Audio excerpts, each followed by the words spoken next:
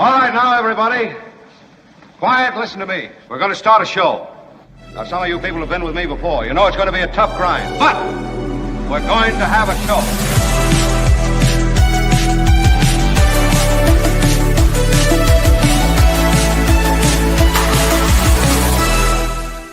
It is all here for you today. Thank you for being with us. I will tell you that today is one of those days where the planets have lined up and we get a chance to share with you some of the conversations that we've had over the last month that you've actually asked to hear again. And the reason we get a chance to do that is because Kim is traveling, I am traveling, and rather than saddle a fill-in host with things today, we're going to use the opportunity to share two huge conversations with you.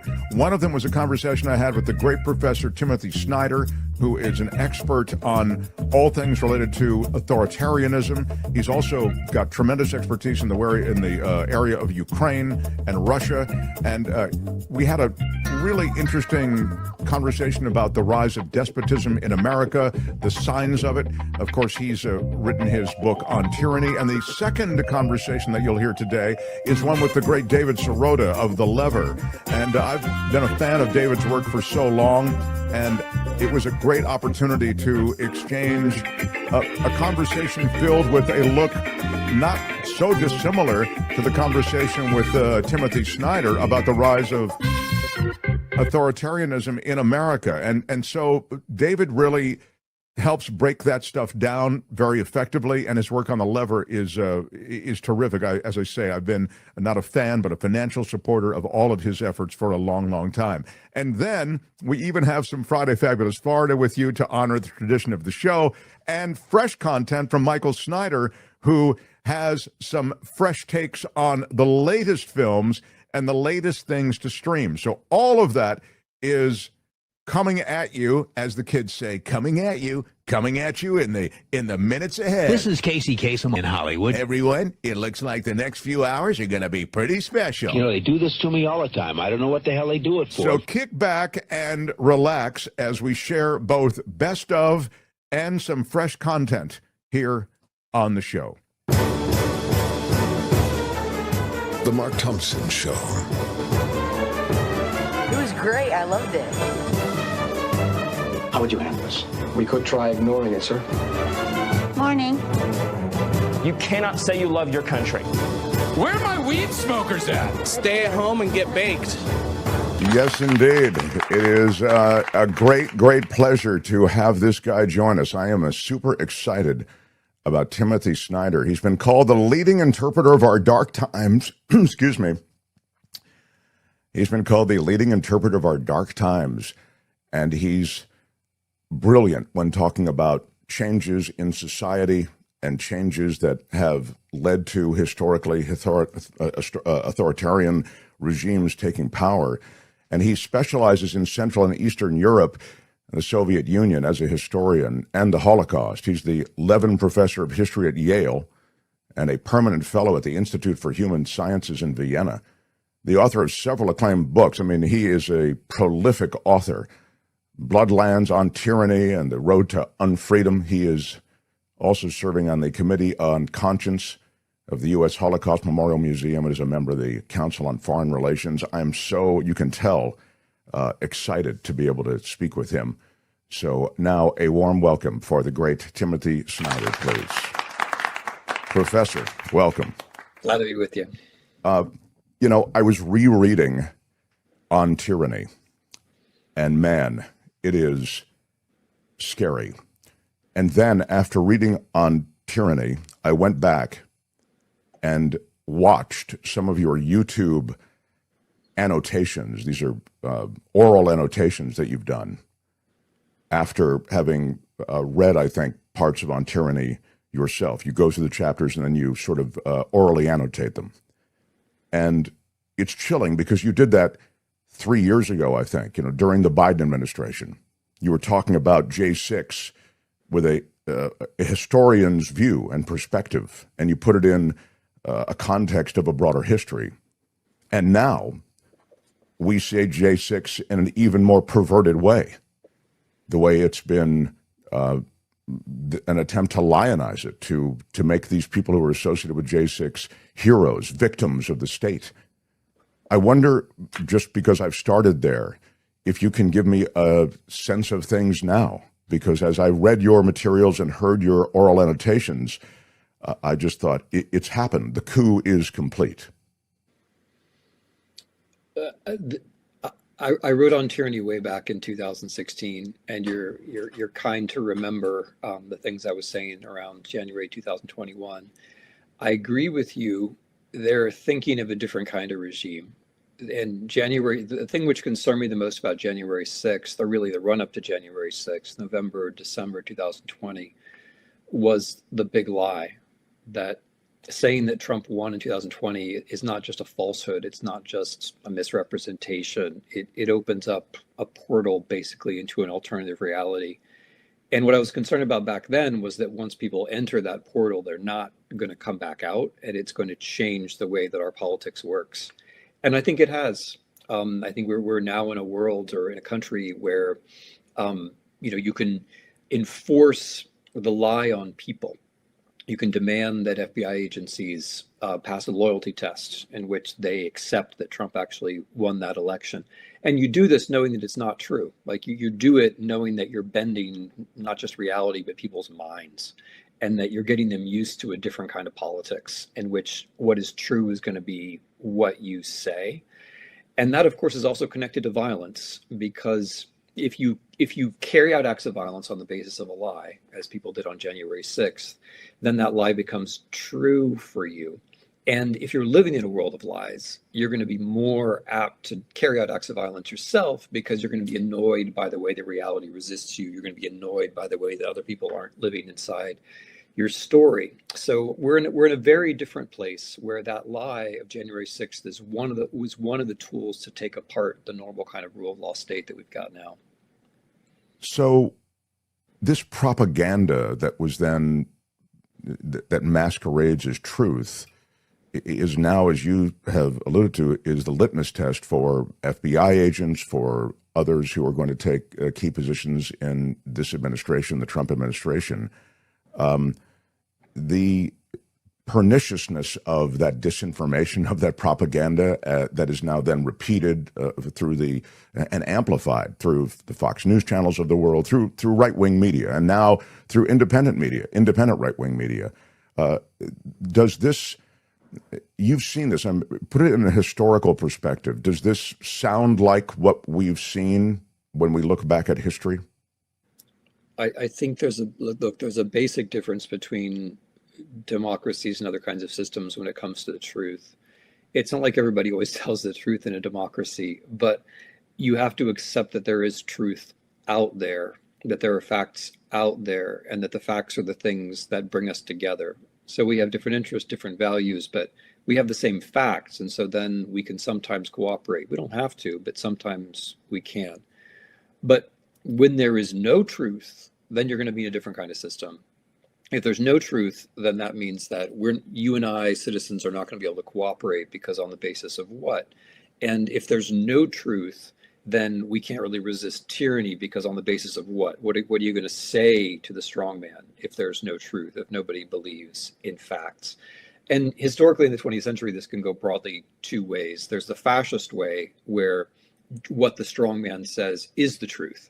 And it doesn't matter if it contradicts the world or if it contradicts himself, because the fact that he can push through the lie and make you deal with it is the sign that he is in control, right? And I think that's where we're closer.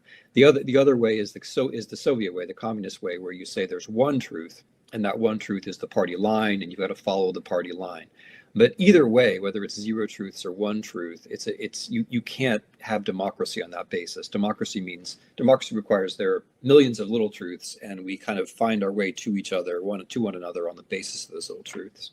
And so when it comes to the truth and democracy and those things that are critical, I wonder about how the press plays in all of this. In some of your writings, you've alluded to the ways in which the press is an important part of local media. You've even, I think, lamented the fact that local media has vanished in large areas of America. There's just a news desert.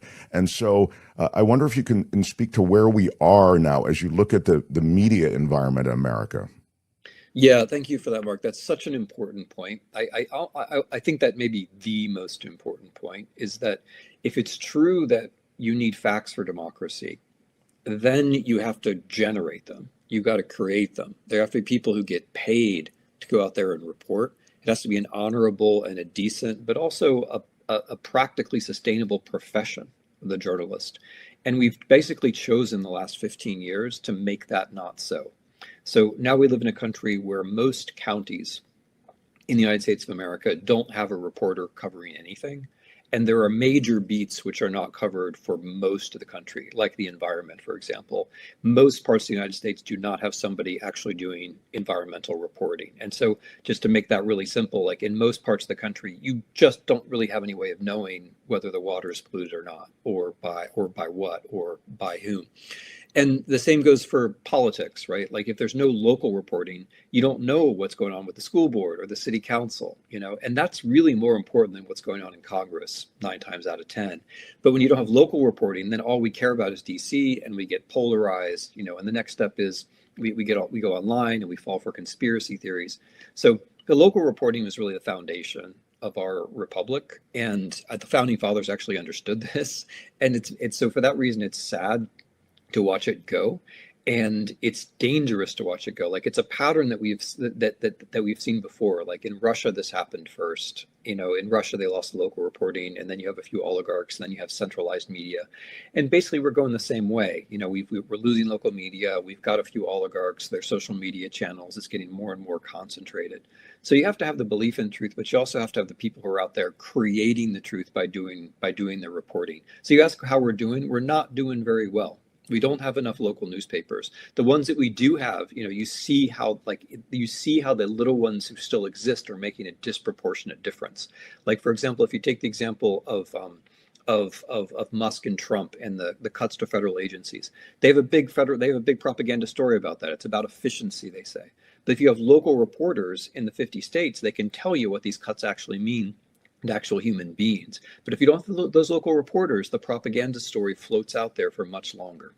That's just such a great point. I've talked since these guys came to power, about how this waste, fraud, and inefficiency thing, of course, we're all against waste, fraud, and inefficiency. And the idea somehow that, you can fly that flag and then just do whatever you want is, I think, the idea that's being played out. I mean, more and more, we're seeing in national reporting that there isn't fraud and inefficiency being prioritized. There's just cuts being prioritized. I don't even think you need any particular heavy lift on investigative reporting to realize that. I mean, it was just done so chaotically and haphazardly. But what you just said is critical, because I think most of us, all politics is local, and really it's like, how does it affect my life? And what you're saying is, without the local reporting, without those papers to tell you how it's affecting your life, you're not going to feel the effects on your life until it's too late. Go ahead, please. No, and you're going to be trained to blame them on other people. I mean, I think you can kind of track the change of the Republican Party in this way, because it used to be that the Republican Party was a lot more responsive. I mean, they had on the state level, the local level, mayors, city councils, whatever. But now that we don't have the local reporting, everything becomes about what the center tells you. And so there's not really local politics or state politics. It's all about winning and holding power, and about the issues that are defined by the president. And that's a very different kind of politics. And so then if something doesn't work, like your water is polluted, the school board's corrupt, you stop getting the support you used to get as a farmer, whatever, you've now been trained to blame the other side for it. Right? Like you're now in a different kind of politics, which is a politics of us and them, rather than the politics of local responsiveness. You wrote about one party rule, and one of the things you note in one party rule, in other words, the evolution of a democratic system toward a singular party. You wrote again on Tyranny about this, and I was struck by all of the aspects to this that I hadn't considered. one party rule, just by definition, you go, well, that's awful. I mean, you don't have a plurality of opinion, you don't have a plurality of concerns of issues, et cetera, that are all being expressed. You only have one party. But you described, and I wonder if you could just give us a few seconds on it, because I think, and I fear that we're sort of headed toward this incredible power that this one party will have over our country and its likely effects. Can you do two things for me? Can you comment on the one party rule aspects of perhaps tyrannical evolution, and then where we are today and how that fits in, if we're there, or how close we are? Yeah, well, thanks for that. I mean, it is a feature of the kinds of tyrannical politics that we had in the 20th century that there was a single party. So even if the ideology was very different, so fascism versus communism, for example, in both of those systems, you have a single party. And what a single party allows you to do is to mediate between the leader and the people without the people really being represented. So you can be a member of the party, and being a member of the party can allow you to take part in the various patron-client relationships. It can allow you to have your little bit of corruption inside the overall party structure. It can allow you to feel like you're in and everybody else is out. But in a single party, what you can't really do is be represented, because you can't move out of the single party and vote for the other party, because there is no other party. The single party is it. It's like a tent, in which you can stay, but the air is very stifling, and there isn't that much that you can get for yourself in that tent. And you can't really advance in the tent, and you can't leave the tent. That's what a one-party state is like. So it may be better to be inside the tent than outside the tent. But at the end of the day, all you've got is a tent, and you've got the circus strongman, you've got a few clowns, but that's basically what you got, and there's no way out of it.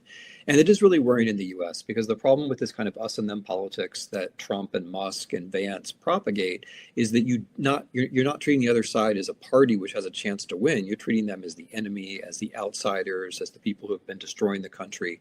And if you talk about them that way, then it's pretty easy to convince yourself and others that they don't really have the right to rule, that when they win the election, even when they win the elections, we shouldn't let them back into power.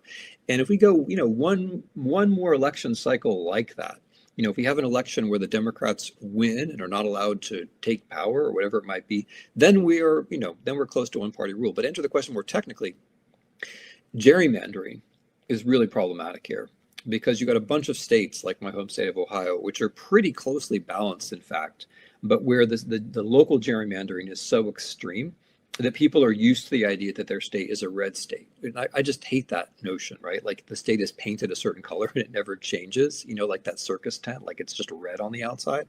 I really hate that idea that it's a red state, or a blue state for that matter, because that suggests that it can never change. It's just a thing that it is.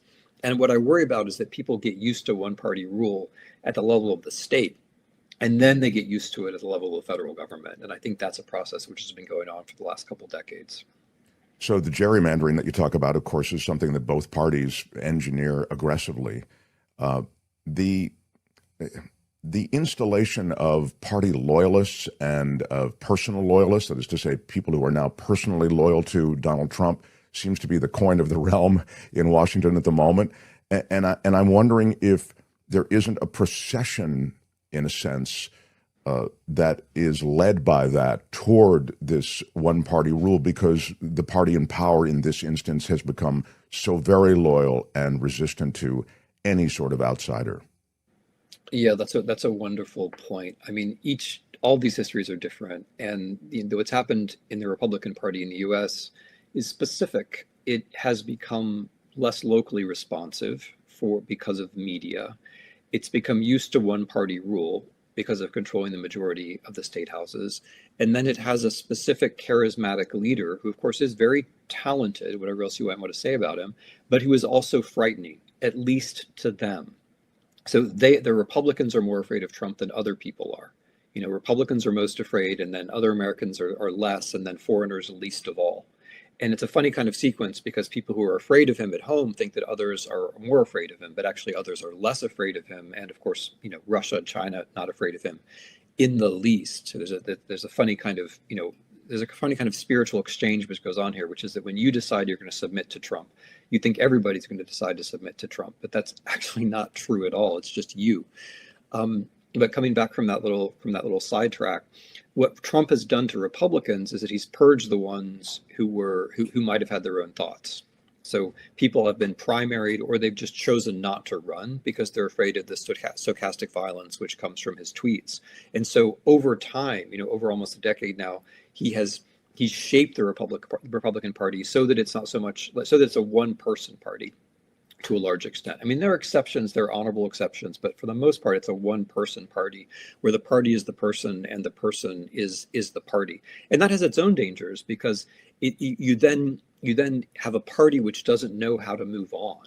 You have a party which doesn't have a political imagination. You have a party which doesn't know what to do after Donald Trump, and therefore a party which might be tempted to think, well, maybe, after Donald Trump, more Donald Trump. Well, I mean, that's exactly it. And that ripple effect of this single party rule and this loyalist foundation that government now is based upon is just that. I did want to double back with you, and I really, because I feel I want to exploit your expertise a bit in the world of Eastern Europe and Russia and everything that's happening in Ukraine.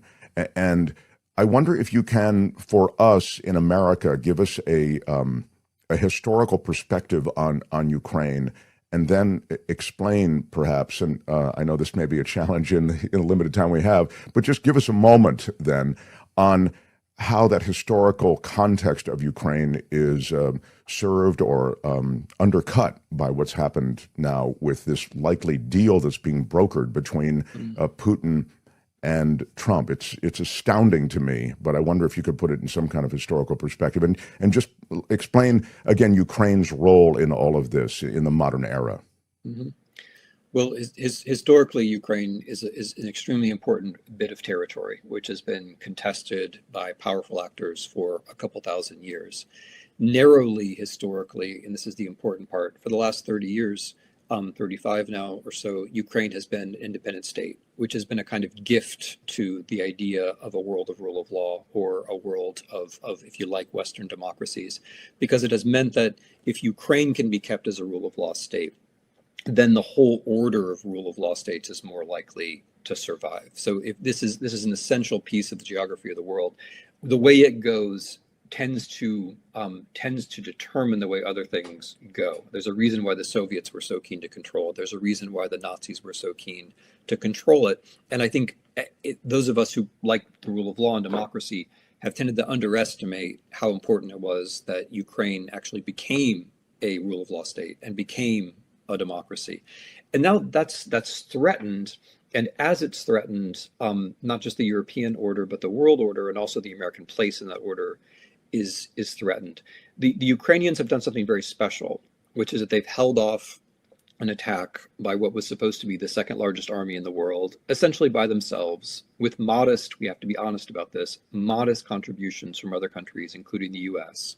Our contribution, even at the inflated numbers we like to use, is something like 0.15%, 0.15% of GDP. It's really it's a nickel on the Defense Department dollar. Even if we if we reckon it using our own inflated numbers, it's actually less than that. It's a penny on the overall budget. It's not really very significant. And for that price, the Ukrainians have managed to do something in the last 3 years, which I think is in fact quite historical, which is they've fulfilled the entire NATO mission. They've held off the army, which the entire NATO alliance, including the United States, was meant to hold off. They've showed China how hard it is to carry out offensive operations. They've made it much less likely that other countries will get nuclear weapons, because if Russia's nuclear bluff succeeds, everybody's going to build nuclear weapons. Right now, thanks to Ukraine, it's not succeeding. And they've held up this world order, which is based on the premise that countries are sovereign and borders are real. And as we enter 2025, in the fourth year of this war, it's been horrible for the Ukrainians. They've borne costs that most of the rest of us can't possibly understand. Americans have not been in a war like this since the Second World War. Casualties on a scale are something that we have not experienced since the Civil War. It's extraordinary costs that they've had to pay, and we have reaped the benefits from it. What we are risking doing now is tossing that all away on the basis of essentially as far as I can tell, just like selfishness, miscalculation, and a lack of awareness of all of this. I think what the Trump people are doing is making the U.S. much weaker by fighting with our allies, and then in the case of Ukraine, by in effect creating an exploitative relationship with a particular ally, which had done the most for us in the last 3 years. And they rationalize this in various ways, but I think it's pretty impossible to rationalize. I mean, the only coherent explanation is that the Trump people actually want a world order in which Russia and China are more significant, and which the United States is less significant, and in which the rules matter a lot less. Is that, Tim, is that based on some perverse understanding of the world and through kind of a Trumpian prism, or is that a simple business exploitation? I feel that there's a lot of motivation just in terms of dollars and cents for these guys. Yeah, I think those two things are the same thing, because if you see the world in terms of transactions for Musk, that's not the same thing as seeing the world in terms of the interests of the American people. Those are two very different things. And so if you see the world in terms of transactions that are going to benefit Musk or somebody else, then you're entering into a world which is like the Russian world, where everything is about transactions for Putin, right? Or somebody else. And so sure, you can get into that world which is business transactions, but business transactions on behalf of oligarchs who already have hundreds of billions of dollars is not the same thing as the interests of Americans or the interests of Russians. And if you're Russia, that's a comfortable world because you're Putin and you're already in charge and that's the way you like things. But if you're America, you're tossing away not just your interests, but you're tossing away your power. Because your power is built on the fact that people trust you, that you have alliances, that you're generally on the side of the law, and so on. So when you choose a Russian way of doing things, you may be benefiting 1 American, 2 Americans, 3 Americans who are already extraordinarily wealthy and don't need to be benefited. But you're in exchange for that, you're letting slip away an entire world order, which was very beneficial for all Americans. So that's a very, very particular kind of trade. In our last minute or two here, I am drawn to, even during your explanation, an America First kind of a sloganism that has taken over. Beyond the slogan now, it sort of becomes the default position as we talk about these things. So even as I hear you speak about the importance of America in sort of the balance, the fragile balance internationally, I think of how it's sold, how this policy is sold. Hey, America first. This isn't an American a situation that benefits America, et cetera. However it's packaged, the America first message seems to be carrying the day. And so I think back to some of your writings where I learned really, and I'm embarrassed to say I didn't know this, that this was really a sloganism that Nazi Germany had, a Germany first. I mean, certainly I was aware of the propaganda machine around Nazi Germany and so much of what they did, but specifically, and you can correct me if I'm wrong, but I think I recall from some of your writings that they did have that very notion that it's Germany first. Well, Deutschland über alles, but also more specifically, in the late 1930s, early 1940s, the United States, important Americans spoke of America first. And what they meant was actually what Trump means by it. What they meant was not that we care about Americans per se. What they meant by America first was isolation from the rest of the world, admiration of dictators. So the people who talked about America first in the late 30s, early 40s generally admired extreme right-wing dictators. And that's now repeating in the 2020s, where the people who talk about America first, what they really mean generally is we'd kind of like our country to be more like Russia. That's essentially what they mean. It's not, but the essential analytical point about America first is that when you're alone, you're not first. I mean, I think that's the confusion, right? When you're alone, you're not actually first. Like you don't win the race just because there's nobody else there. And this way of thinking about freedom, where we're free if we beat up on the Canadians, we beat up on the Mexicans, we beat up on the Danes. Beating up on the Canadians and the Danes is just about the craziest thing you can do. Those have been our most reliable allies. Beating up on the Ukrainians is just about the craziest thing you can do. They've delivered more for our national security in the last 3 years than any other partner. And what we're doing is not putting ourselves first. We're putting ourselves in a kind of isolated cellar. We're putting ourselves in isolation. And, when there's only one of you, that you're not first in any meaningful sense. You're just alone. And when you're alone, you lose a whole lot of the benefits, not just the pleasure, but also the interests, the strength, everything that you had when you weren't alone. I think the instinct that, Trump and Musk are appealing to is this American idea that you can do it on your own. but you can't do the world on your own. If you choose to do the world on your own, you just end up without friends, you end up without relationships. You're not first anymore. Like if you're running the race all by yourself, you don't finish first. You just look like an idiot. And that's kind of where we are. We're running the race all by ourselves, except we're not even really running a race. We're just talking about running a race and how great we are. So there you go. The great con that Donald Trump, in my judgment, has perpetrated continues. And I think he's able to somehow, and we'll see, sell that con of this serving American interests in some way, or not being important. Maybe people feel as though it doesn't really affect me. Ukraine, I'm tired of sending money, however it's, again, packaged.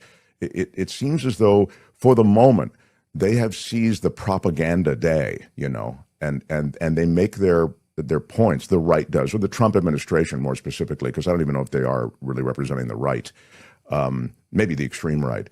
They make their message most digestible still. I feel there'll come a point when that won't be the case. Isn't that right?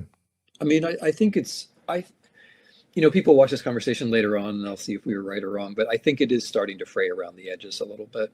I think a lot of Americans, including a lot of folks who are conservative,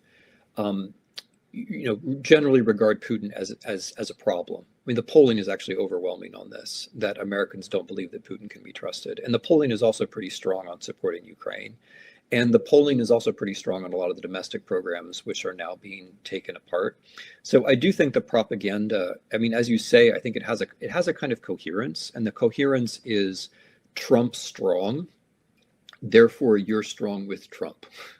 But that does start to bump up against the real world, right? Or the other way it works is whatever Trump says is the truth. So just listen to whatever Trump says. And that's pleasant and it's easy, but it does start to bump up against the real world. As people see, well, actually Trump can't face down Canada. He can't face down Mexico. He can't actually face people down. He's certainly not making the Russians do what he wants. Like, if anything, everything he says looks like it was, it'd be more elegant in the original Russian. He's not facing down the rest of the world. That's not happening. And what he's doing domestically isn't strength either. It's only strong in the sense of taking things apart, which, isn't what people actually are thinking about it in terms of strength. So I think you're right I think his strong point, which people really underestimate at their peril, is that he's an excellent communicator and that he's very good at making people feel like they're taking part in some project that has to do with strength. But the reality, nevertheless, is that both internationally and domestically, the way he behaves allows the strength, that is to say, the functionality, to leave the system and leave everything a more cluttery mess than it had been before. And I don't think they're actually able to completely control the messaging on this. And I think the fact that what they're doing is making us weaker in every sense, I do think that's eventually going to slip through. I support your Substack. I'm a subscriber, and I love your Substack musings. And you can I don't know if it's years just that have addled my mind. I wish I could remember all of the juicy stuff in your Substack. So I'm going to have a link to your Substack under this video because I think it is such a great offering, and I will continue to support it.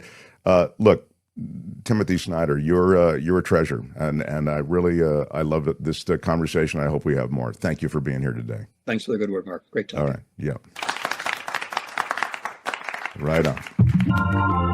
The Mark Thompson Show. The Mark Thompson Show. It was great. I loved it.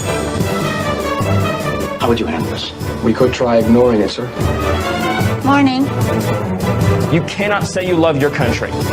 Where are my weed smokers at? Stay at home and get baked. Right on.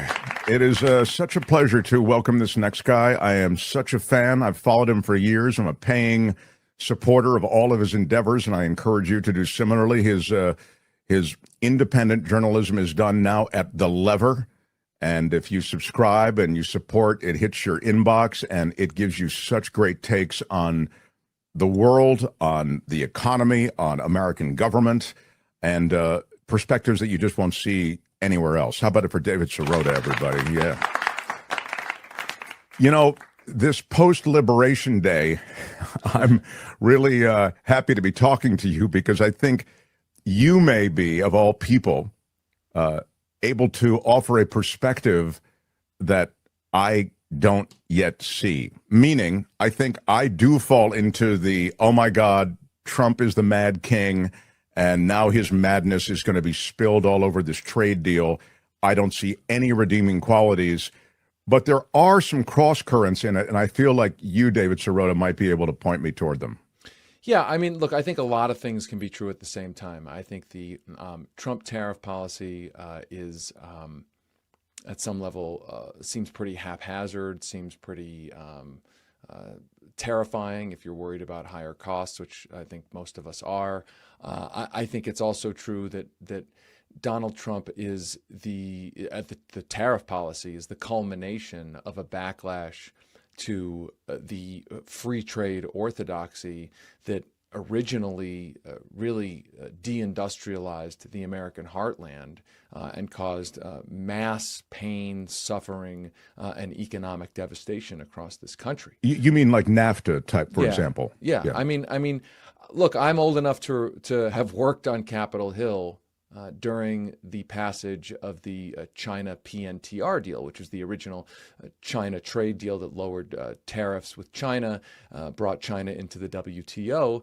And at the time back then, this is 1999, 2001, at the time, there were a lot of questions and fears that in doing this, it would, lowering those tariff barriers, it would incentivize corporations to pick up shop and leave the United States to go to places like China to exploit cheaper labor, no environmental standards, no human rights standards, et cetera, et cetera. In other words, for companies to lower their costs and increase their profits by exploiting the authoritarian conditions of China. And there were a lot of concerns about that, by the way, on the left and the right.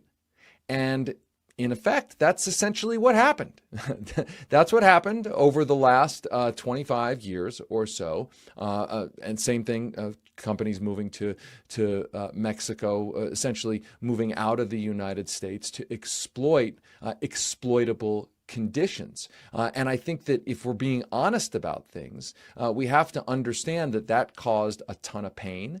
It caused a ton of agony, and it reshaped our politics. There was a study recently that found that a core segment of America's working class, between the passage of NAFTA and 8 years later, that over those 8 years, a core segment of the working class bailed on the Democratic Party, that some of the strongest Democratic congressional districts became some of the strongest Republican congressional districts because NAFTA was perceived, it was very elevated in the media, perceived to be a Clinton administration Democratic initiative. Now, that's not exactly fair because it was pushed by a Republican Congress, et cetera, et cetera. But the point is that there was a lot of justifiable anger out there. And Donald Trump, who at one point flirted with running under Ross Perot's party line back in the 2000s.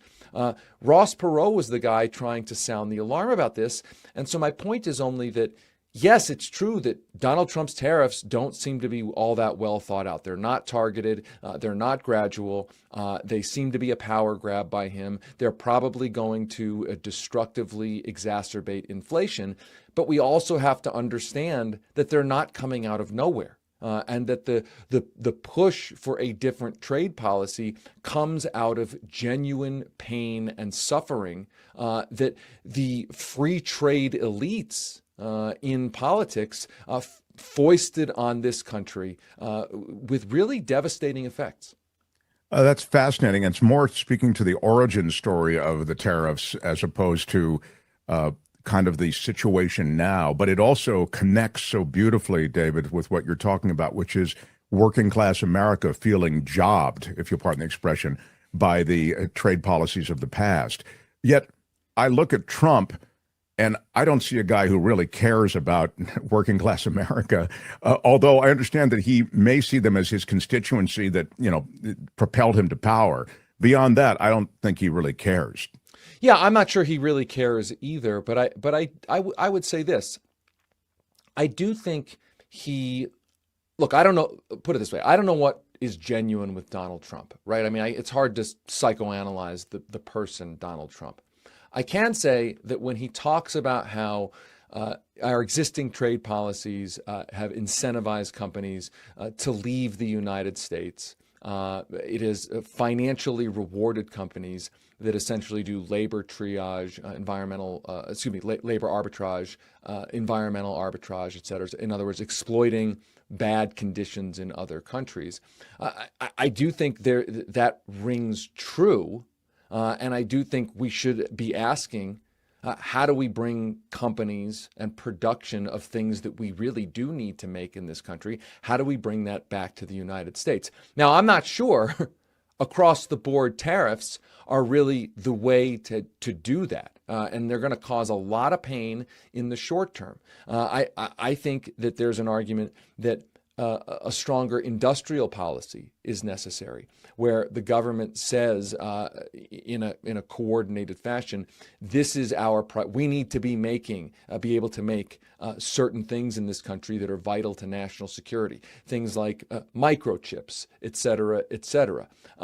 There are ways to incentivize that. There are ways to create the conditions for that don't necessarily involve blunt across the board tariffs. I would also say this, if people are worried about how trade displaces certain jobs or certain manufacturing that moves to other countries, we have not done a good job, as opposed to many other countries. We have not done a good job of supporting workers in transitioning to newer industries. In other countries that are exposed to more global trade than even we are, countries in Scandinavia and the like, provide a real safety net and support system for workers whose jobs are exposed to those trade transitions, right? I mean, put it this way, if you're a worker in Sweden, and you're working in a factory that faces global trade competition, and your job gets outsourced or eliminated, you have a healthcare system that provides good healthcare to you. You have a good retirement system that provides retirement to you. You have a good job retraining program that provides retraining. You have good unemployment benefits and the like. I'm not saying that's a solution, but part of the reason why trade, I think, has exacerbated this political divide in this country is because when workers are sold out by the existing corporate written trade policy, they are left essentially to wither away. There's almost no support system at all. I don't sense any commitment by Donald Trump to create that kind of support system at all. To your point, that's why I'm not sure Donald Trump really does care about the working class. We're watching Donald Trump, and through the supposed Department of Government Efficiency, essentially gut the very frail and already tattered social safety net that exists for workers who are exposed to global trade right now. Yeah, thank you. I was about to say, the safety net has left the building. I mean, you've got this guy right going in and just taking a wrecking crew to everything. So even the minuscule support system to which you've referred is really pretty much gone. So, let me just, because you mentioned that, segue to that for a second and talk about what is happening in government and, whether or not Trump's vision of a government-less America dovetails a bit maybe with this trade stuff. And here's what I mean. It does fall into an authoritarian, growing, dictatorial muscle he seems to want to flex. And I just wonder if, and again, I don't even know that anything with him is so well thought out, maybe instinct with him, but if these things don't just all work toward that goal on some level. I 100% agree. And I think we have the first Trump administration to look to when it comes to tariffs as well. In the first administration, they put in place something like $550 billion worth of tariffs on certain Chinese goods and the like. And there was a process of getting exemptions corporations, lobbyists could come to the Trump administration and ask for exemptions, special favors, essentially. And there was a study that came out recently that showed a link between companies and lobbyists that represented companies that donated political money to the Republican apparatus and them being preferenced for those exemptions. It was a kind of a smaller version of what we could see happen now, which is the King Trump, if you will, is now in a position vis-a-vis tariffs to offer tariff exemptions to those suitors, companies, lobbyists who come and kiss the ring, right? It is, in that sense, a tool of power consolidation that you've created another situation where if you're a company and you want to make a case that you're going to be put out of business because of the tariffs, you can pony up to the king in hopes of trying to get a special exemption. That's what I'm going to be looking at really closely in the next coming months here. Now, I will say this. Trump has said that these tariffs right now are across the board, right? I mean, so at least for now, superficially, they're not talking about exemptions. But if you really want to watch how this could end up being an authoritarian power grab, it's important to watch what happens coming up. Who's going to get the special favors? Who is going to go kiss the ring? And one more point on this is how Trump gets to use that leverage with different economic and political players to get what he wants. Oh, that's interesting. Expand on that last part, because that's sort of intriguing. You're saying that he could have agenda items that these various suitors, as you describe them, could take care of. I mean, for sure. I mean, if you're a company, I mean, if you think about the media space or something like that. If Trump doesn't want you doing something, if Trump wants a better coverage, if Trump wants for his own family a specific business transaction, and that potential business partner, that entity on the other end is dealing with Trump's tariffs, then Trump's tariffs become a negotiating tool for Trump to get all sorts of things that he wants. And I should mention, part of this is exacerbated, of course, by the fact that Trump is essentially exercising this power unrestrained by Congress, right? I mean, we're in a situation where in the past, there have been situations where Congress had to approve different tariffs. Congress had to say yes or no. Now we're in a situation where the president just gets to wake up one morning, declare Liberation Day, say that there's an across-the-board tariff affecting every American in the entire country, but he also has the power to issue special exemptions to get whatever he wants. Yeah, it's funny. We were talking today about this because people are championing the Cory Booker record on the Senate floor, which I thought really did punch through and, was a way to, in the minority, seize at least the news cycle on some level.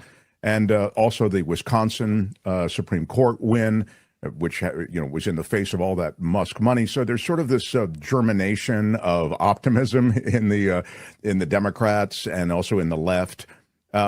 But it's funny, David, I don't see the seizing of control that you just described, the idea that the executive can, as you said, sort of wake up and impose tariffs, roll back tariffs, scribble out some exemptions, however he wants to do it. That really isn't his area of power, and yet the power has been ceded to him so completely that I find us kind of just rolling over for what are the authoritarian instincts and impulses of this guy. And I ask you, as someone who does know Washington so well, what's happening? Why the complete surrender like this? Well, look, it's actually a longer story than Donald Trump. I mean, there's the whole idea of the unitary executive theory, which is that this theory that was sort of built in the late 1970s, early 1980s, out of the same. We did a whole podcast series called Master Plan, which is about the rise of this new conservative movement, and they sort of they sort of evoked, really conjured this idea that the president is singularly the executive branch, that there is no real civil service, that you really can't distinguish between the president and the executive branch, really the president and the government as a whole. And what's happened is that there have been moments in which that doctrine has been enshrined in law. So, I mean, you remember the Bush-Cheney administration citing essentially the unitary executive to do all the sorts of stuff it did in the so-called war on terror. There have been presidents who use emergency powers. My point is we're living through an era where the power, what we once understood as legislative supremacy, that the Congress really drives the policy, the president merely executes the policy, that core fundamental separation of powers situation, that has been significantly eroded to the point where presidents have been more and more operating as elected kings. And I think there's not a good, it's really well understood, well, what is the difference between an elected king and what is supposed to be a president in the United States? And there is a fundamental difference.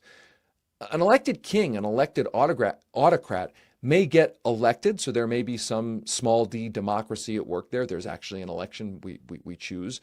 But an elected king, an elected monarch, then has total and complete power. Now, that is not how the country was set up or envisioned. The president is supposed to be a co-equal, the executive branch, a co-equal branch with the Congress.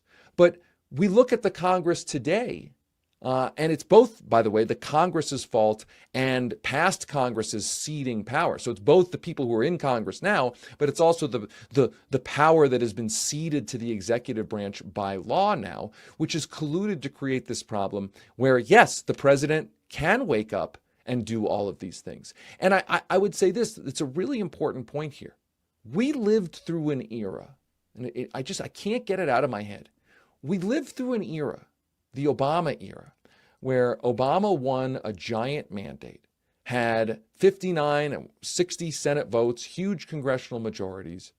And there was this argument that the Democrats and the president just couldn't do anything. They didn't have the power to do anything. And this idea resurfaced at times in the Biden administration. Now, I think the Biden administration did a lot better job in a lot of ways on some of these issues than the Obama administration. But you still heard, oh, we can't do anything because of the Senate parliamentarian. Oh, we can't do anything because that would be sort of outside of the norms.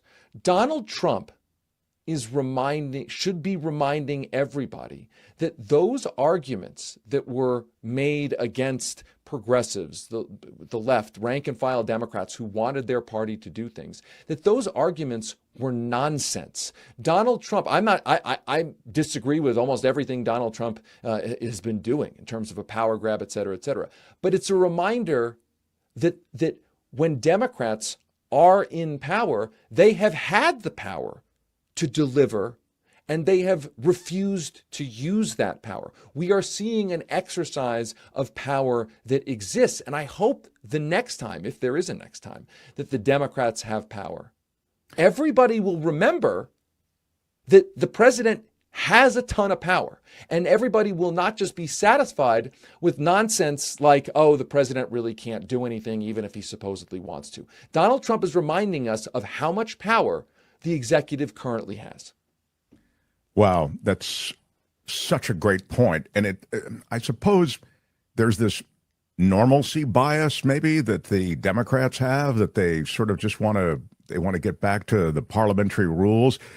In this case, certainly you have someone in Trump and those around him that have utter disregard of the rules, disdain for the rules, and even for the law. But their view is, hey, we're going to break it now. We're going to do what we want to do, and then take us to court. We'll see you there, and maybe we'll work it out in 3 or 4 or 5 years, whatever. I mean, look, that's exactly what they're doing, and I think it's important to remember, Donald Trump's party controls Congress. So when Donald Trump is doing things by executive fiat outside of the separation of powers system, it's important to understand that's a deliberate choice. Let me make it more plain. if Donald Trump wants to do something, he can go to his party in Congress and get Congress to pass a law to do that. But whether it's, eliminating the Department of Education, whether it's whatever he wants to do.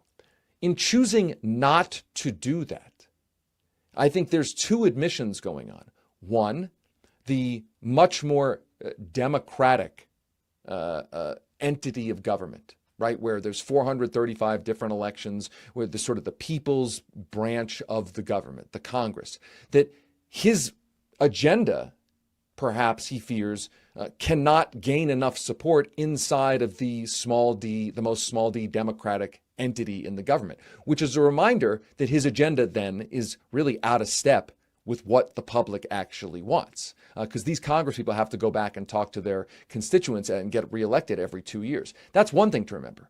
But the second thing to remember is that when he goes outside of that system, I think they are deliberately trying to create new norms that say that the president can do this. The president doesn't even have to go to Congress. The president is an elected king.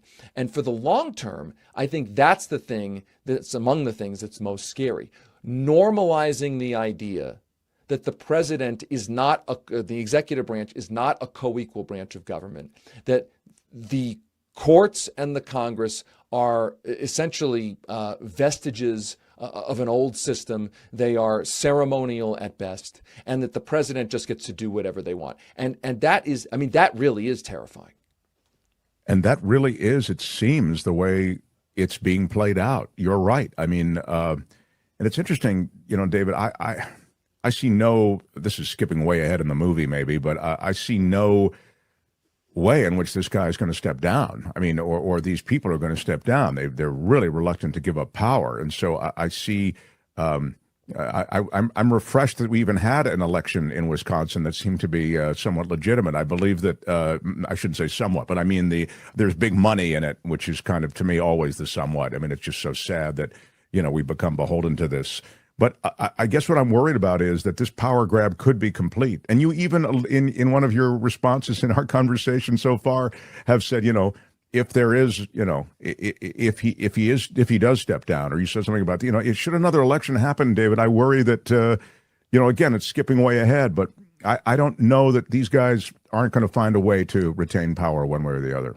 Well, I think the most compelling thing that I've seen written is about this idea of competitive autocracy, competitive authoritarianism, where I think our minds are sort of programmed to think, there's a binary. There's like a pure democracy, and then there's like the Third Reich, or like some dictatorial hellscape from a sci-fi movie.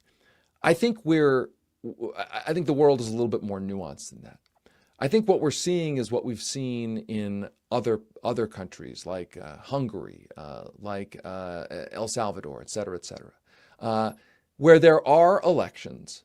The elections are competitive, but the incumbents who are in power, the regime, if you will, is able to put its thumb on the scale, use its control of the state to put its thumb on the scale to kind of tilt the playing field in those competitive scenarios. So again, it's not a total, dictatorship, authority, or dystopian dictatorship from a sci-fi movie, but it certainly is a much more authoritarian system than I think we've gotten used to. And we've seen this in countries in Latin America and the like, where there are parts of the systems that are democratic, but where there is real authoritarianism. And I think what that reminds us of is that in order to regain power, or really regain at least a balance of power, it is going to require a constant and mass mobilization and a better awareness that the opposition to this has to be a lot stronger. I always use, when I think about the Democrats, I tend to think of it in terms of the Washington Generals and the Harlem Globetrotters. If your goal is to actually defeat the Harlem Globetrotters, you're not doing anyone any favors by blindly cheering on the Washington Generals, who in many cases are in on the act of losing to the Harlem Globetrotters. If you want to defeat the Harlem Globetrotters, you're probably going to have to demand a much better team than the Washington Generals to challenge the Harlem Globetrotters. The metaphor only goes so far, but I think you get my point. No, I think it's a really great parallel, actually. That the Democrats, and to be honest, and people, oh, well, maybe it should be a third party, et cetera, et cetera. The point is, whatever the opposition is, has to be held to a much higher set of standards and demands to actually fight in this kind of situation than what that opposition has been asked of in the past. So in our last minute or so on that, do you look at what's happened so far with the minority party, the minority opposition, the paid opposition, however you see them in the Washington Generals parallel? Do you see them with any real opportunities, or is this crew just going to roll over and play dead like they have in the past? Do you think, in other words, they can be animated by the sort of rising up in pressure, popular pressure that you're describing? Well, I can be pessimistic and optimistic all at the same time. I mean, let's use the Cory Booker example. Cory Booker does this filibuster. It's not really a filibuster, but it's something. Gets a lot of media attention. Kind of focuses in some sort of nebulous way that there needs to be a much more vigorous opposition. But if you watch what actually, so that's, I guess that's good. But if you watch what actually happened, literally he says he's ending his speech, and moments later, the Republicans ask if there is unanimous consent to allow the Senate to move forward with considering the confirmation of another Donald Trump nominee, in this case, the appointee to NATO. And there was unanimous consent. Booker, all the Democrats, none of them objected. It's literally in the congressional record. Without objection, it is so ordered and it moves forward. My point in bringing up this little anecdote is performative opposition is not adequate to the moment. Performance is important at some level. It's not nothing. It focuses attention, but that is not adequate. What needs to be demanded is a real opposition. That if what Donald Trump is doing is as bad as Cory Booker articulated, and I'm not picking on him only, but if it is as bad as what Cory Booker articulated, then the opposition needs to treat it as if it is as bad and act accordingly. Shut down the Senate, slow it down in a way that you actually have the power to do.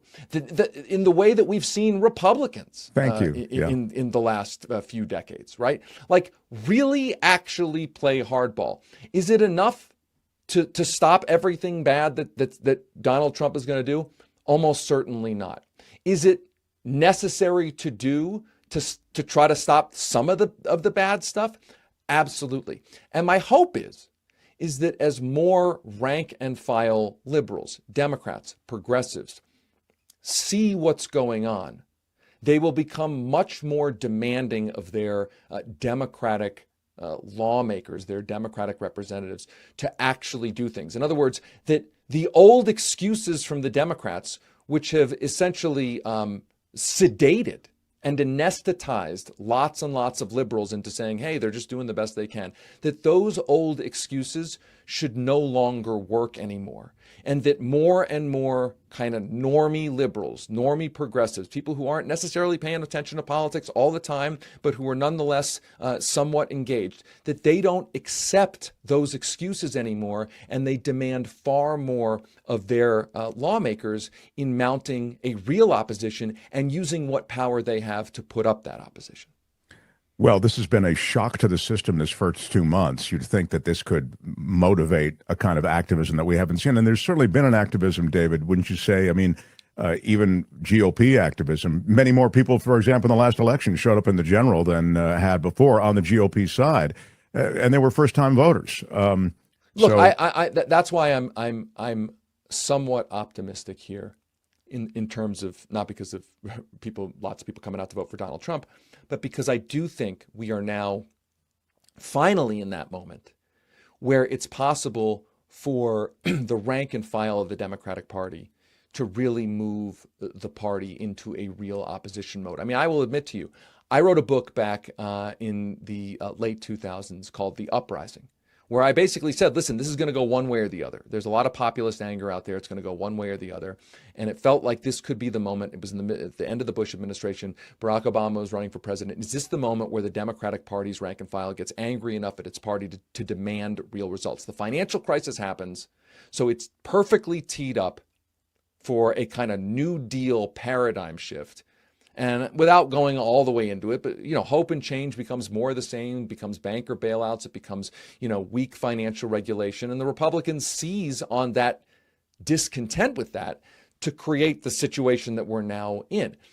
But I guess what I'm saying is that I felt like there was a chance for enough anger amongst Democrats at the Democratic Party to motivate the party into a real opposition stance would create a paradigm shift. It didn't happen. The hope is it will now happen. And I want to mention one last thing. We have seen this happen in the past. I mean, the New Deal era, the 1930s, 1940s, the 1960s, where there was enough foment inside of the Democratic Party to force the party to deliver and to put up a real opposition to conservative authoritarianism and fascism. So we've been here before.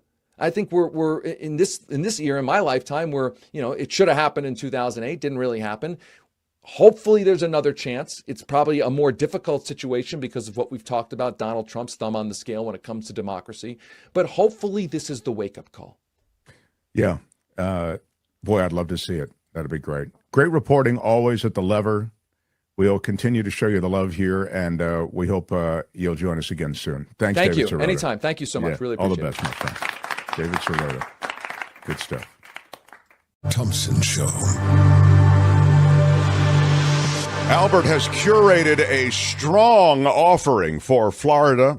We like to turn to the Sunshine State on Fridays to see what's going on, see what has happened, the unusual, the troubling. This is Friday Fabulous Florida. It's time for Friday Fabulous Florida. There is a gigantic alligator in my kitchen. A look at the weirdest stories from our weirdest state. A Florida man claims he broke into a house. When apprehended, he said he did it to get away from a ghost that was chasing him, which is a very strong excuse. It happened in Daytona Beach. Wild idea, but it just might work. Andrew George is his name. George was booked last week, 2 counts of burglary. According to the arrest report, cops were called to this Daytona Beach historic home. And there was a burglary. They found a guy, identified later as George, laying on his back on the front steps of the home, covered in blood. And crying out in pain. His alleged accomplice, Natasha Kocheroy, was standing over him. After speaking with George, Kocheroy, and several witnesses, police say George and Kocheroy, pictured there, you see, had purchased a room at a nearby travel inn. They were in the room for about 30 minutes when they claimed they heard a window opening, thought someone was trying to break into their room. They ran out of the room, demanded a refund from the motel manager, arguing for several minutes. They were refunded. But moments later, George and Kocheroy observed a shadow behind them, according to their recounting of events. The ghost wants them. Thinking it was a person who was breaking into their motel room, the two ran across the street in an attempt to hide from the shadow. They ran into this 7-Eleven, asked for help there. Then they kept running toward the parking lot because the ghost was chasing them, they said. They were scared of the ghost. As ghosts do, yeah. Kocheroy thought Some ghosts chase, some ghosts don't. This was a chaser. Catcher-Roy thought George fell into the water, so she supposedly helped him out. The two ran into a neighborhood across the street. Still thinking they were being chased by the ghost after all of this. They approached a few homes, banged on the front doors, Kim. They were panicked. They wanted help. The people living inside called 911 and threatened to stab George with a kitchen knife if he didn't leave. Is this what they call a bad trip? There's a lot going on. George did admit to taking anybody want to... I'd be willing to bet my lunch that there's alcohol it's involved. Not alcohol. He did admit to taking, if you guessed, Molly, there it is, also known as ecstasy. Yeah, yeah. And that's why he believes God was not protecting him from making bad choices.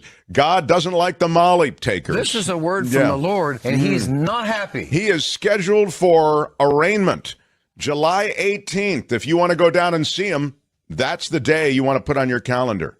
July 18th. Congratulations to the two of them, though, for getting away from the ghosts. Sometimes you do have to go the extra distance to... It's like they got a free room with the state of Florida. Yeah, that's a very good point. Florida woman behind the wheel of a car involved in an airborne crash. Wow. She was a distracted driver on a Georgia highway. She lost control, and Albert has the video for you now. Pretty crazy. The Georgia State Deputy's body cam actually is what you're seeing now, and you'll look at that. Oh, goodness. Yeah. They were at a traffic stop, the Georgia deputy. That's why you're able to see this. And you can see all the... She went up the ramp of the tow truck. Yeah. And she was, again, she survived. She was rushed to a hospital. Deputy was also injured because of flying debris. But she was distracted. I mean, that's what happens when you ain't watching. You're looking at your phone, all of a sudden you're going up the ramp and flying through the air. Yeah, that's the phone is the least of the problems. A Florida man poured gas on another man and lit him on fire, everybody. That is a very strong Florida move. He was arrested, you'll be happy to know. Hillsborough County Sheriff said the whole thing happened as a result of, if you guessed, an argument. Really? An argument? I thought it sounded like a family reunion. Mobile gas station is where the whole thing happened, on 22nd Street in Tampa. You know where that is, just down the street from the Whole Foods and the Publix. Earl Hargrove Jr., 34, one of the men in the argument. After the confrontation, he purchased some gasoline from the pump, then allegedly poured the gas on the victim before lighting him on fire. I mean, the victim was taken to the hospital. He's got life-threatening injuries, though. Hargrove charged with first-degree attempted murder and aggravated battery causing great bodily harm. No bueno. Meantime, on the other side of Florida, there is this.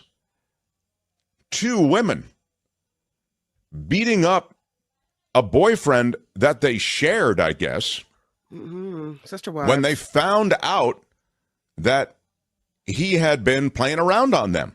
Oh. What? So Yeah. this is the moment they're made aware of each other? Yeah. It seems as though that's right. Yeah. Yeah. I don't think you should apologize for how you feel. Right. Well, they were making it clear how they felt. I don't know if I feel bad for this guy. I mean, Oh, I see. You think he had it coming to him. I think it's possible. 2 women in Miami, they battered their boyfriend for being unfaithful. One of the women is pregnant. Oh. Yeah. They got into a verbal dispute, hit their boyfriend, whom they unknowingly shared. Yeah, one of them is pregnant, and the other one they is a live cop. together. So. Oh, I see. One of them is a cop, though, right? Yeah, I think Perez is the cop. Right. Anna Perez, she's 34. She's a cop. And the pregnant woman, Mila Zuluaga, 35. That's the whole threesome.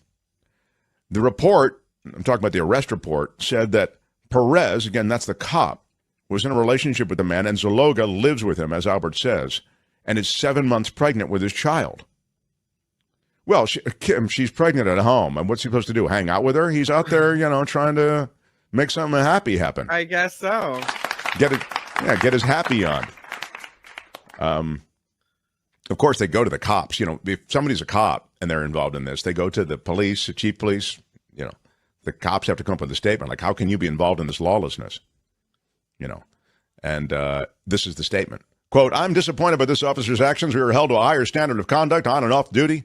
Although this officer was off duty, her behavior was unacceptable and it goes against the core values of our department. So the man, I guess, will press charges.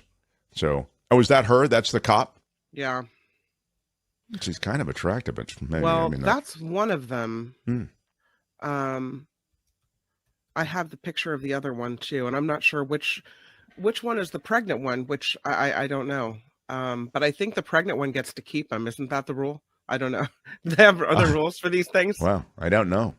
But I do, if you could work it out, I'd like to send a card when the newborn is somebody's stuck with welcomed that guy. into the world.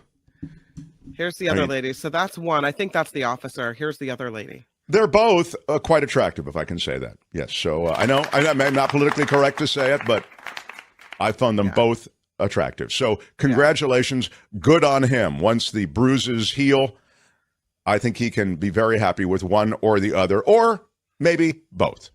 Who am I to say? I'm not a judge of that sort of thing. Florida man is caught and hospitalized after running from deputies, and he escapes a second time. Timothy Talmadge, 33, facing charges. Here's what happened. He first evaded, but was eventually caught by law enforcement, put into a hospital, and then escaped the hospital just hours later, everyone. The heart wants what it wants, and he wanted to escape. Yeah. There he is. Yeah. Deputies reported the 33-year-old Timothy Talmadge ran from them, got away. He was a wanted person of interest in a robbery investigation, had active warrants at the time. What a surprise that is.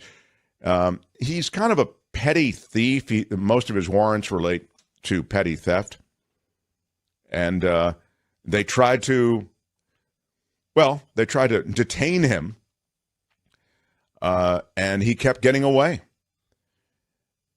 He ran from ran from deputies, captured, arrested on 2 warrants, and then they had to, apparently this is procedure, during what was described as procedure, it required that he be unrestrained, and that's when he escaped from custody again. We have processes and protocols and standards. Well, the protocols in this case allowed him to escape.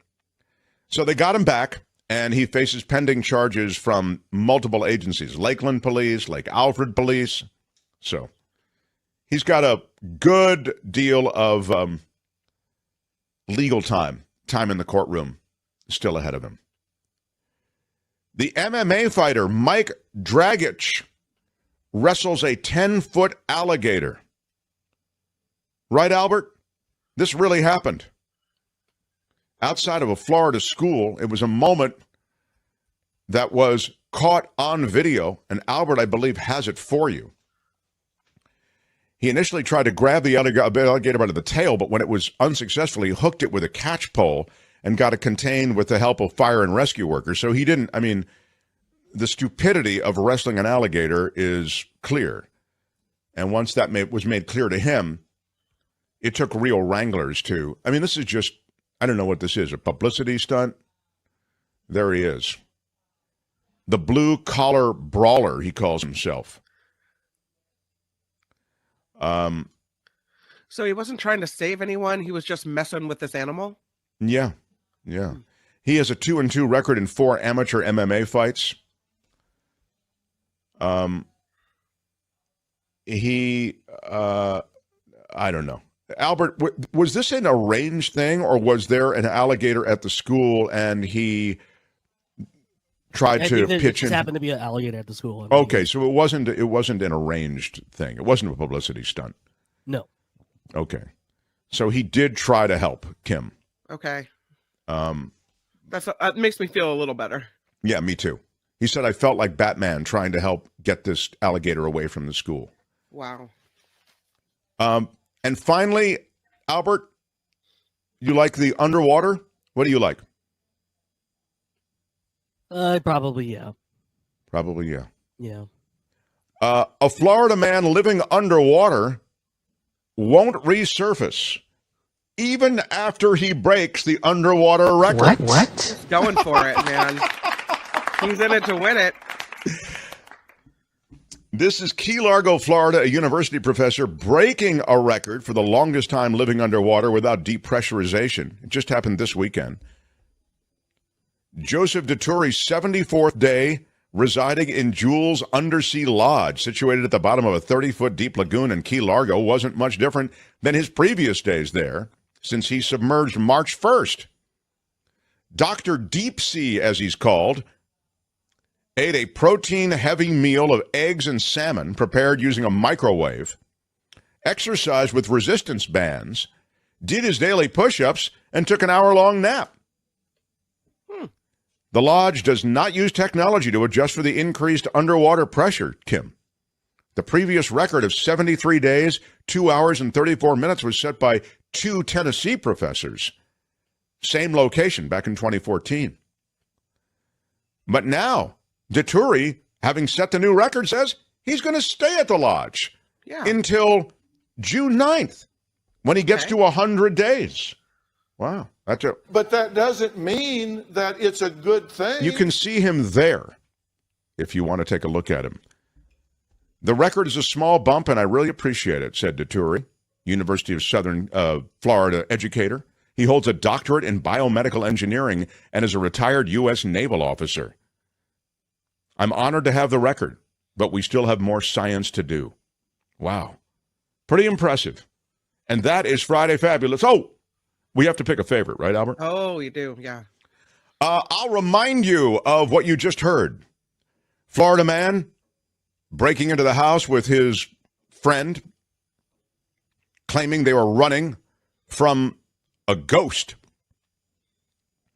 A Florida woman behind the wheel of a car, distracted, and ended up going airborne. It was all caught on sheriff's badge cam. A Florida man pouring gas on another man and lighting him on fire after an argument. A Florida pregnant woman beats up the boyfriend that she shared with a Florida cop, another woman. She's beating him up, as was the other. The two were beating him up for allegedly cheating. The Florida man who ran from deputies was hospitalized and then escaped again. It's the double escape. The MMA fighter Mike Dragich, who wrestled a 10-foot alligator outside of Florida school. And then the Florida man, the man with a doctorate, who set the new record for living underwater.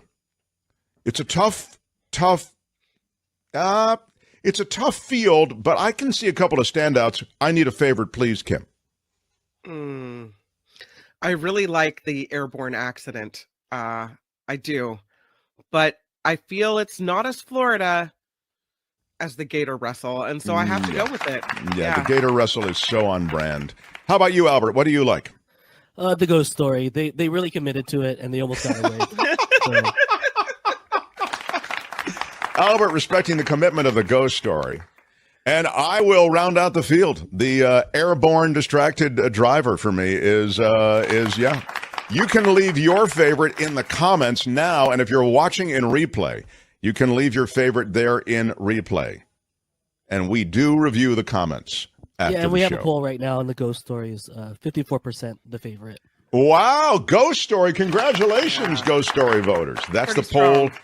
right now in YouTube. And that is Friday Fabulous Florida for today. This has been Friday Fabulous Florida. There is a gigantic alligator in my kitchen. Y'all come back now here. They really committed to it. It is time for a fresh take on movies. This may be a best of show, but it is a fresh take on movies with Michael Snyder. He comes and goes on a rainbow. Oh, there it is. It's Michael Snyder, everybody. Welcome, Michael Snyder. How are you? Well, hi, Kim, and hello to everybody out there in MTS land. It's just always a pleasure.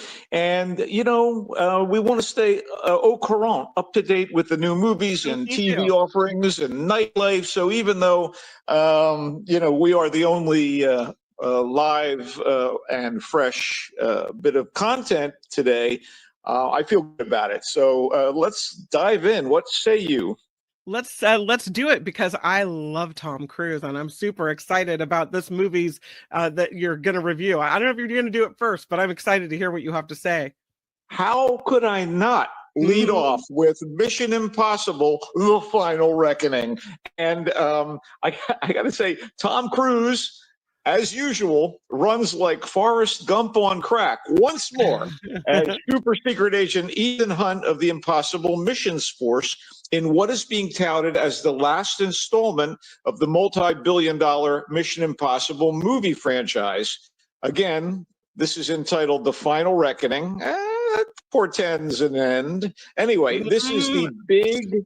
What do you got to say? I was just going to say, it seems like they're never going to end. There's never going to be enough, but he's kind of getting old. So maybe this is the final movie, The Final Reckoning. Who knows? I don't know. But for anyone that doesn't know, and I don't know who the hell you are, this is the big screen adaptation of the classic mid-1960s action TV series that, to be precise, debuted on CBS in 1966 and ran for 7 seasons. So this 8th and purportedly final chapter in the film series picks up where Dead Reckoning, the 7th, left off, which was with Hunt and his IMF crew failing to quash the entity, a self-aware, globe-spanning, potentially omnipotent, and humanity-destroying AI lurking in digital space. So Hunt's band of world savers is back, including thief and newly joined comrade and potential love interest Grace, played by Haley Atwell. We love her as Peggy Carter in the Marvel movies. Okay. We get computer whiz Luther Stickle, played by Ving Rhames, and all-purpose sidekick and field agent Benji Dunn, played by Simon Pegg. They are again in competition with megalomaniacal villain Gabriel Martinelli, played once more by S.A. Morales.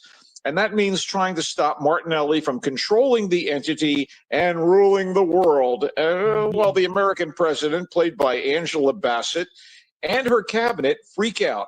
Although, you know, any clear reasons or motivations for Martinelli's fiendish doings are vague, other than his hatred for and rivalry with Hunt. And, you know, just that general power craziness, you know. You want to rule the world? You got to be a little unhinged. I love that they did Angela Bassett as the president. That's really cool. Well, you know, she's also the queen of Wakanda. Speaking of Marvel movies, she's always in charge. Angela Bassett, she's a giant.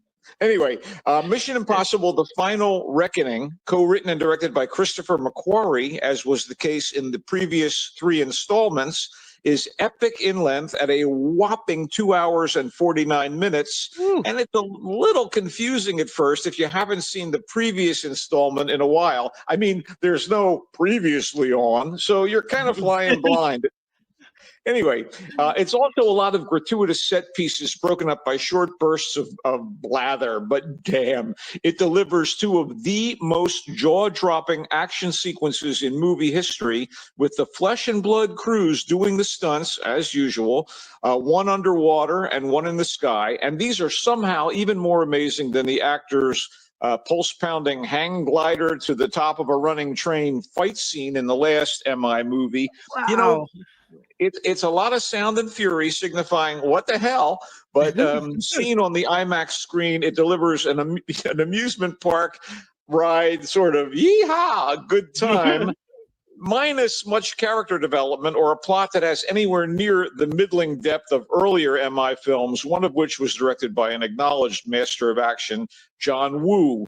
If you've been watching these things for the past decade plus, you're going to want to watch Mission Impossible: The Final Reckoning. It's in theaters, and I recommend, if you go to an IMAX. And again, I have caveats, but I was carried along. Can I zoom in on this picture, because I'm assuming, doesn't Tom Cruise do his own stunts on these? And look at him, let me, as I try to figure it out, look at him dangling off that plane in the sky.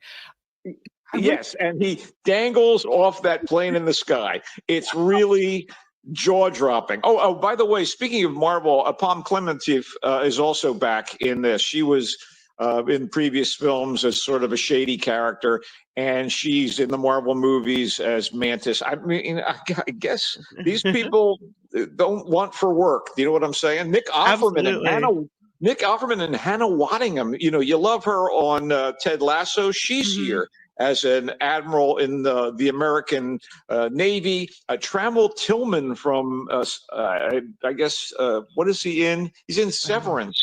He's here. I mean, it's a cast. What can I tell you?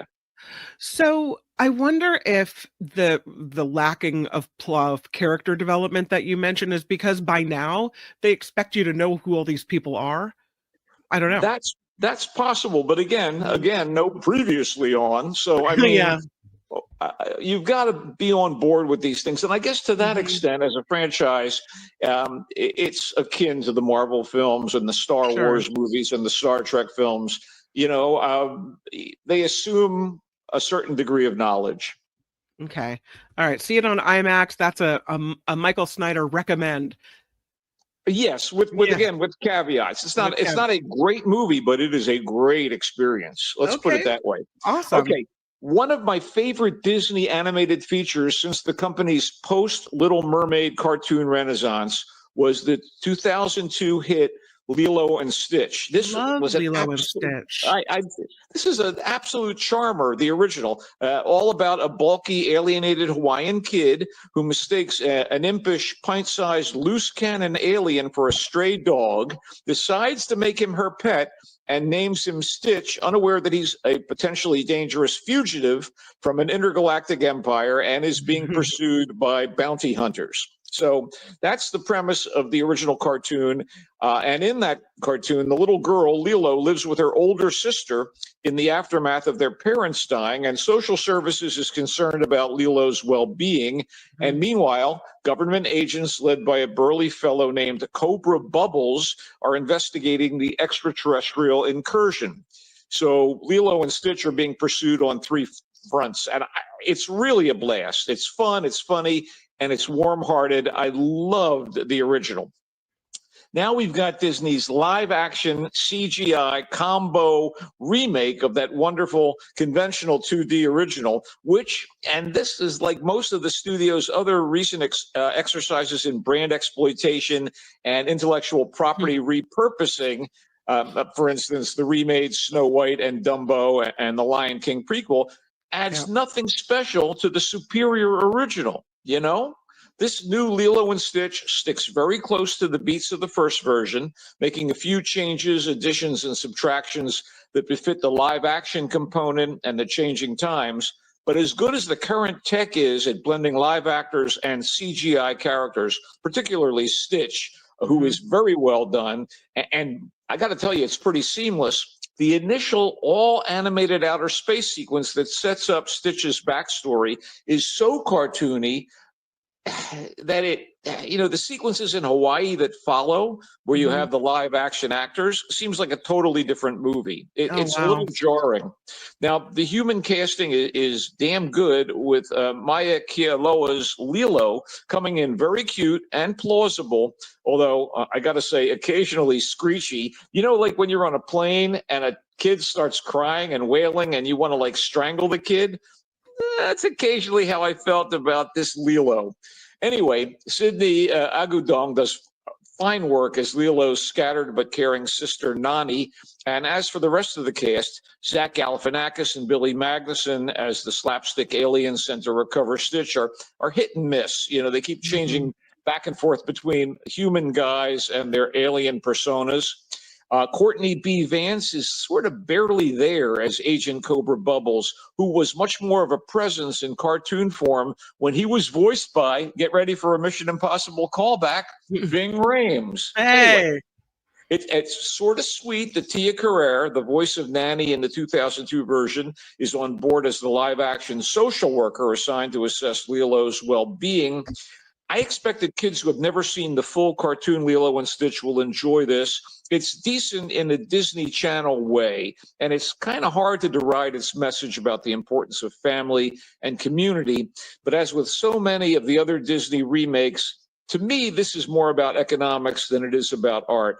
So my advice, if you're going to watch it. But you know what? Watch the original, people. It still holds up beautifully. This version of Lilo and Stitch is in theaters this weekend. Okay. We probably have to watch it at my house, but yeah, you're right. I like the original. God, the original's so good. All right.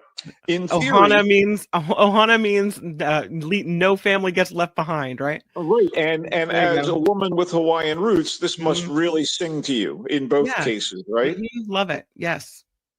Anyway, in theory, Fountain of Youth, which is available for streaming as of today, seemed like a sure bet for the theaters, and yet it's streaming. Anyway, it's an adventure film with mystical elements, and, you know, it's directed by Guy Ritchie, and this guy has been doing some damn fine work lately, including The Gentleman and The Covenant, but a couple of clunkers like The Ministry of Ungentlemanly Warfare. But this movie, Fountain of Youth, also stars the bankable John Krasinski and Natalie Portman as part of a team in pursuit of the legendary Fountain of Youth. Now, that sounds exciting. Am I right? Yeah. I mean, I think Ritchie was hoping for something droll and a bit over the top, like his Sherlock Holmes movies with Robert Downey Jr. or his underrated period spy movie, The Man from U.N.C.L.E., based on the TV series. But this direct to Apple TV Plus feature does not live up to the talent involved or what appears to be a considerable budget due to location shoots and VFX. So Krasinski plays art thief Luke Perdue, who is in the process of snatching a group of paintings that will help him and his crew, financed by a billionaire with a terminal illness, find the titular fountain. And I guess, you know, the sick billionaire can use its waters to restore himself, right? Anyway, that's the theory. Portman is Luke's sister Charlotte, a curator at London's National Gallery, until Luke pulls her into his schemes with Thai gangsters, Interpol cops, and some kind of mystical protector on their tail. The rest of the cast features the esteemed likes of Donald Gleason as the wealthy Owen Carver, that's the billionaire, Isaac Gonzalez as the mysterious Esme, whose motives for stopping the Perdue's pursuits are questionable, Carmen Ejogo as Perdue crew member Deb, and Stanley Tucci as an enigmatic elder fellow whose screen time amounts to a couple blinks of the eye. I mean, I'm watching this and I'm thinking the Tucci sequences had to be shot in the Vatican. So either Ritchie caught him for a few minutes between takes on the Conclave set or during a break from his Tucci foodie tour of Italy TV That's series. Right. What a cast, though. That cast sounds amazing. I know. And Stanley is barely there. And I'm like, I need more Tucci. Anyway, I never bought Krasinski and Portman as brother and sister. He's in full smirk mode, and she looks like she's cashing a check. As far as the script and execution, the whole shebang comes off like Raiders of the Lost Da Vinci Code. It's derivative and not particularly stirring. But to be honest, I watched it dutifully and was not particularly bored. So the assessment is that Culture Blast standby, not terrible. Fountain of Youth is streaming on Apple TV Plus. I wish I had, I wish I was more on board with it, Also known as meh, Yeah, it's my version of meh. There you go. I watched the damn thing. Come on. Okay. Nothing like a good-natured rom-com dram, a romantic comedy with dramatic elements to cleanse the palate.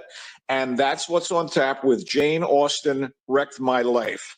Filmmaker Laura Piani's love letter to Austen, to the author's devoted fans, and to the struggles faced by all writers trying to put pen to paper or fingers to keyboard. So Agatha is a good-natured, appealing, and somewhat awkward single woman who works at Shakespeare and Company, the long-running British bookstore in Paris. She senses that the clock is ticking and life is passing her by, and she wants to find love like an Austen heroine. And inspired by Austen, she wants to become a novelist. So when samples of her writing reach the Jane Austen Writers' Residency, Agatha is invited to be a part of the program where she can finally make headway on a novel that would hopefully be published and gain her acclaim. Of course, a handsome rogue connected to the residency proves to be a distraction. I thought Jane Austen Wrecked My Life was charming and sweet in a low-key way that reflected the romantic propriety of Austen's work and the movie's French provenance. It's in large part in French, but there are sequences in English, of course, at the residency. And it was rather amusing, too. Camille Rutherford is a lovely mix of down-to-earth, scattered, and aspirational as Agatha. You root for her to find herself and succeed, even as she frustrates you with her haphazard decision-making. So this is well cast, well written, well directed, and graced by lovely sylvan settings, and not to mention one of my favorite Parisian locales, Shakespeare and Company. Jane Austen Wrecked My Life is in select theaters, and I recommend it. It was very enjoyable to watch. Oh, cool. I like a good rom-com. You know me. Yeah, I do. Okay, let's wrap up the new movie segment with The New Boy. Working on her home turf for a change, Cate Blanchett brings her skills to The New Boy, a modest but engaging period drama written and directed by Aussie filmmaker Warwick Thornton. A decidedly unglamorous Blanchett plays Sister Eileen, a nun in the Australian outback during the 1940s. She's in charge of a monastery that provides a home for Aboriginal and mixed children who are separated from their families by the government to thin the population, which is horrible. Oh, and yeah. It's historical fact, unfortunately. Oh, no. So, when a somewhat feral indigenous boy is, well, this is a drama. This is not based on a specific circumstance, as you will glean from what I tell you. So this feral indigenous boy is brought to the mission, and Sister Eileen tries to bring him into the flock with some startling results. The whole place is thrown when the new boy displays some strange mystical abilities that are not quite in line with Christian beliefs. I mean, Blanchett is, as usual, wonderful in a bit of a starchy change of pace for her.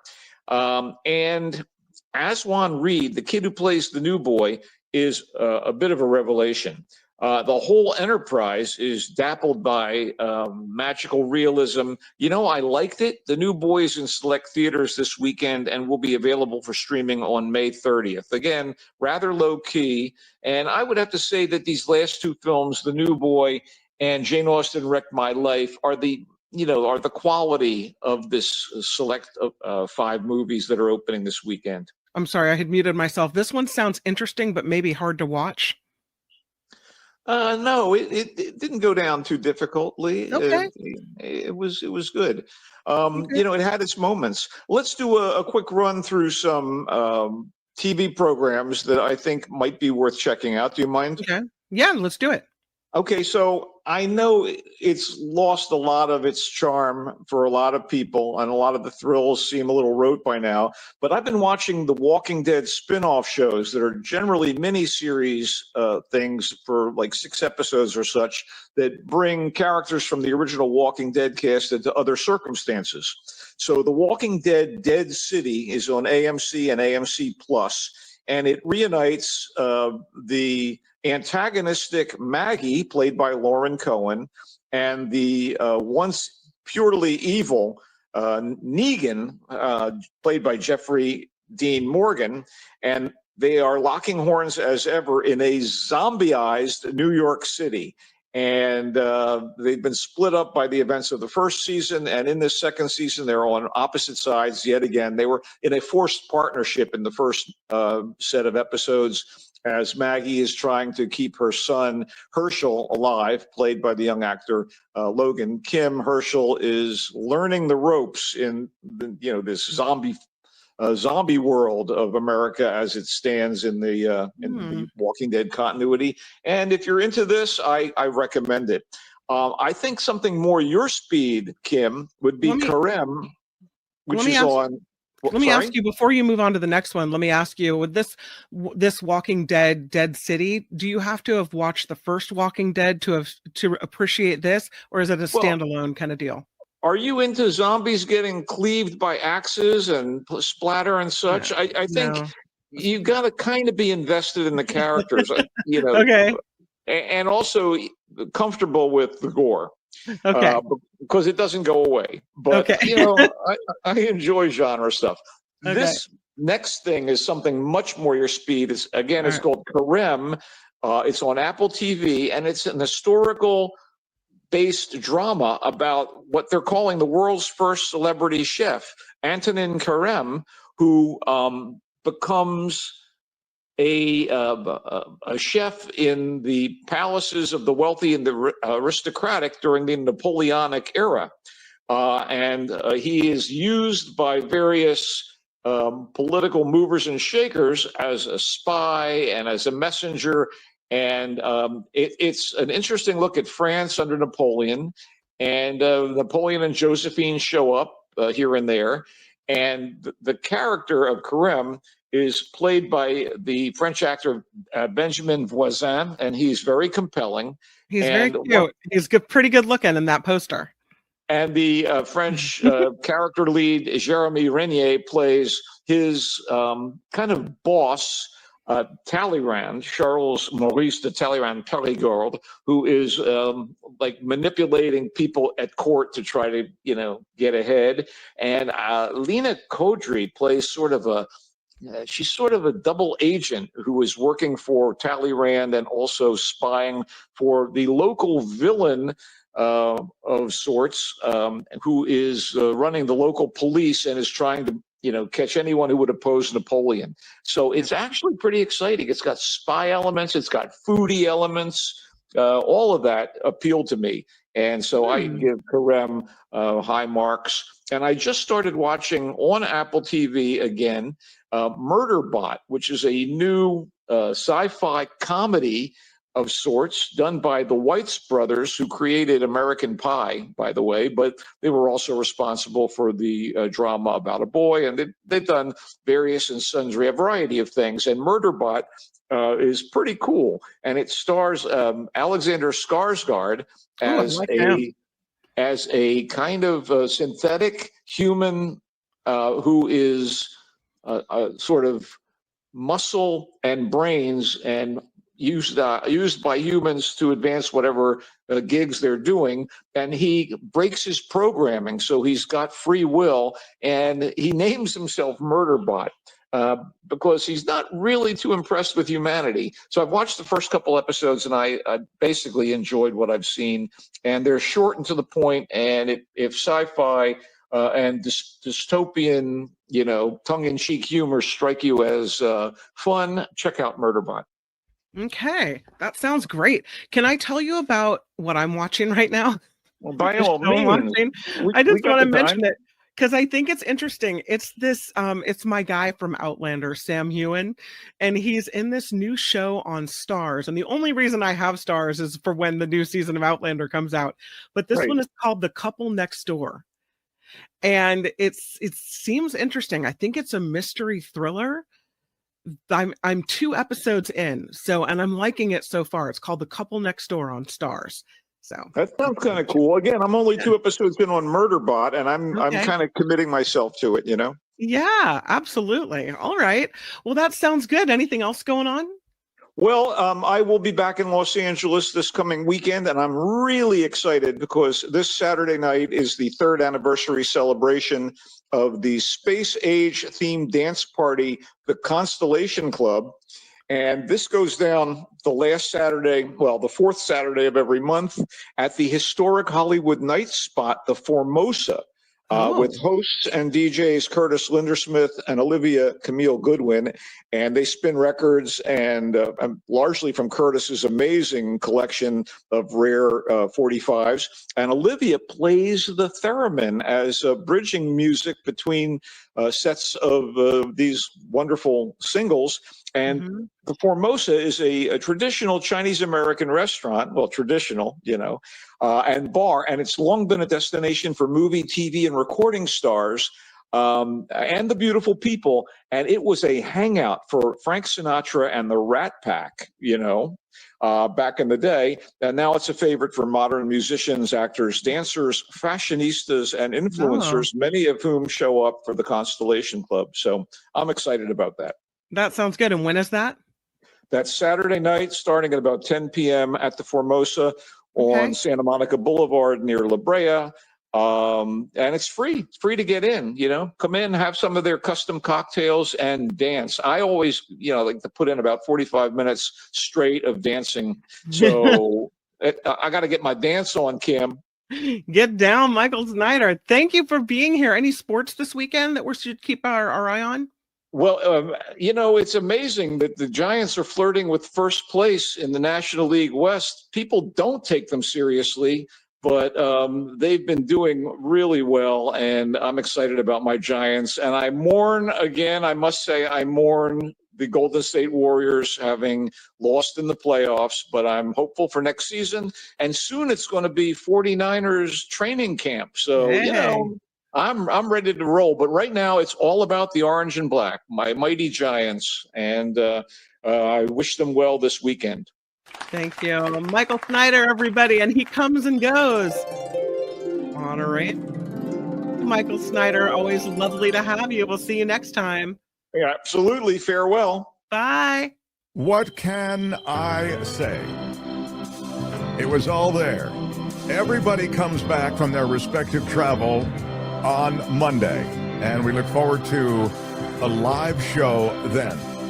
Actually, a great week ahead, and I'll tell you, the end of the month rallies with some great guests as well, so I hope you'll join us for that. Thank you, everyone who has supported the show, everyone who's stayed with the show, everyone who's helped the show rise to the level it has. Couldn't do it without you in the world of podcast, which is a crowded world, in the world of YouTube, which is an even more crowded world than when we started 2 years ago. It's really great to still be surviving. So thanks for that. There is no after party live unless Kim has recorded something, and she hasn't told me that she has. So they won't do it live. They'll do it all Monday. Shadow, if I'm you would. Shadow Stevens for the Mark Thompson Show. Bye-bye. Thank you, everyone. We are out of time. Out of time. Bye-bye. Until Monday. Thank you, and bye-bye.